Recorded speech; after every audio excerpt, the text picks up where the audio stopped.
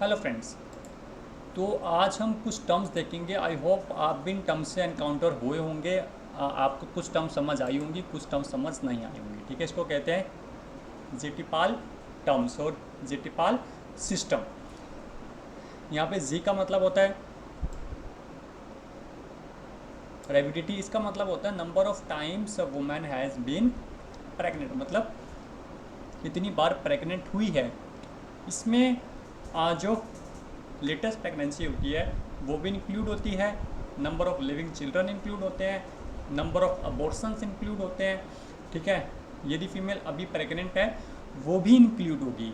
ठीक है, अ women has been pregnant. ठीक है, सब कुछ इंक्लूड होता है इसमें। अब बात करें हेरिडिटी की, इसमें आता है number of pregnancies that led to a birth. कितनी प्रेगनेंसी ऐसी हुई जिसमें बर्थ हुआ, या कितनी प्रेगनेंसी हुई जो 20 वीक से ज़्यादा चली, या इतनी प्रेगनेंसी हुई जहाँ पर जो इन्फेंट था उसका वेट 500 ग्राम से ज़्यादा था। ठीक है, लेकिन ये जो टर्म है हमें ये नहीं बताती कि जो बेबी पैदा हुआ है वो टर्म में पैदा हुआ, प्री टर्म में पैदा हुआ, या अबॉर्ट हो गया, या नंबर ऑफ़ लिविंग चिल्ड्रन। ये सिंपल बताती है कि नंबर ऑफ़ प्रेगनेंसी कितनी है जो बियॉन्ड 20 वीक चली, या इन्फेंट का वेट कितना है। ठीक है, इसको हमने और ज़्यादा रिफाइन किया और हमने इसमें इंक्लूड किए terms term, pre term, abortions and living. Term का मतलब होता है ऐसी प्रेगनेंसीज या ऐसा बर्थ या बेबी का बर्थ 37 से 42 वीक्स के बीच में हुआ, उसको हम लिखेंगे टर्म में। जिस बेबी का बर्थ बिटवीन 24 से 37 वीक्स के बीच में हुआ उसको हम लिखेंगे प्री टर्म। और ऐसी प्रेगनेंसी जो लॉस्ट हो गई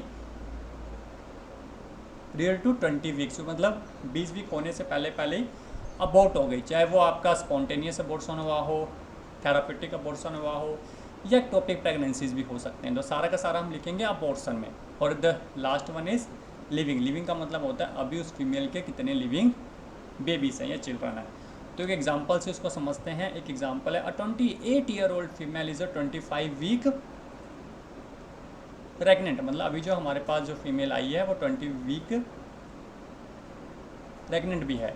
सी हैज़ 3 लिविंग चिल्ड्रन, उसके 3 लिविंग बेबीज़ है, जिसमें से 2 of 3 children were born at 39 weeks and 1 child born was at 27 weeks.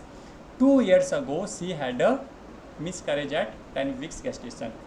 What is her GTPAL. ठीक है, यहाँ पर आप देखो मैंने कहा था heredity include all the pregnancy. जो अभी उसकी जो अभी यदि फीमेल प्रेग्नेंट है तो वो भी हम ऐड करेंगे। यहाँ पर लिखा है 25 वीक प्रेग्नेंट है तो यहाँ पर 1 हो गया, नंबर ऑफ लिविंग चिल्ड्रन 3, तो यहाँ पर 2 साल पहले एक मिसकैरेज हुआ था। तो कितने हो गए आपके टोटल 1 + 3 4 एंड 5। तो जी कितना हो गया हमारा, जी हो गया हमारा 5। जी कितना हो गया हमारा, ये मेरे जी कितना हो गया हमारा 5। ठीक है, अब टी की बात करते हैं टर्म बेबी। तो यहाँ पर इसने साफ साफ लिखा हुआ 2 of 3 children one born at 39 week. अभी आप देखो जो टर्म की डेफिनेशन क्या है, मतलब ऐसे बेबी जो 37 42 के वीक्स में पैदा होंगे उनको होंगे टर्म। तो यहाँ पर देखो 2 चिल्ड्रन 39 वीक्स में पैदा हुए हैं, तो टर्म कितना हो गया यहाँ पर 2। एक मिनट, कितना हो गया बेबी 2। ठीक है,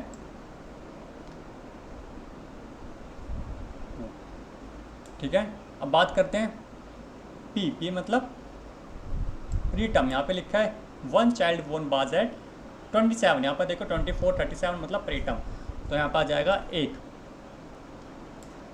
अबॉर्शन कितनी बार हुआ, 1। यहाँ पर क्या लिखा है 2 year ago she had a miscarriage at 10 weeks gestation। मैंने कहा था अबॉर्शन वो होते हैं जो all pregnancy losses real to 20 weeks. Living कितने उसके, लिविंग चिल्ड्रन लिखा हुआ है 3 चिल्ड्रन, तो लिविंग आ जाएगा आपका 3। तो कितना हो गया 5 2 1 1 3। तो क्या हो गया इसका 5 2 1 1 3। तो इसका जो जी टी PALF हो जाएगा 52113। ठीक है, समझ आ गया? आई होप आपको समझ आ गया होगा। अब बात करते हैं जो सबसे इंपॉर्टेंट बात है, मल्टीपल प्रेगनेंसीज जो होती हैं इज इक्वल टू 1 प्रेगनेंसी। यदि वहाँ पर एग्जामिनर बोलता है कि 28-year-old female is 25 weeks pregnant having twins, multiple gestation है ट्विंस, तो यहाँ पर जो होगा, जो जी आएगा वो आपका आएगा 5 ही, क्योंकि जो मल्टीपल गेस्टेशन है उसको हम एक प्रेगनेंसी ही मानते हैं। ठीक है, तो जी यहाँ पर हमेशा एक ही आएगा। ठीक है, यहाँ पर नहीं है कि जी भी आप कर दो 6 कर दो, तो 6 गलत हो जाएगा। मल्टीपल प्रेगनेंसी है उसको हम एक प्रेगनेंसी ही बोलते हैं। यदि आपको कोई भी डाउट उससे रिलेटेड आप पूछ सकते हो। इसके मैं 3 to 4 क्वेश्चंस और अपने व्हाट्सएप ग्रुप में दे दूंगा, आप उनको सॉल्व करना, मुझे बताना आप ठीक से सॉल्व कर पा रहे हो कि नहीं। ठीक है, तो क्लास ओवर करते हैं। नेक्स्ट टाइम किसी और टॉपिक के साथ मैं जल्दी मिलूँगा। Bye bye.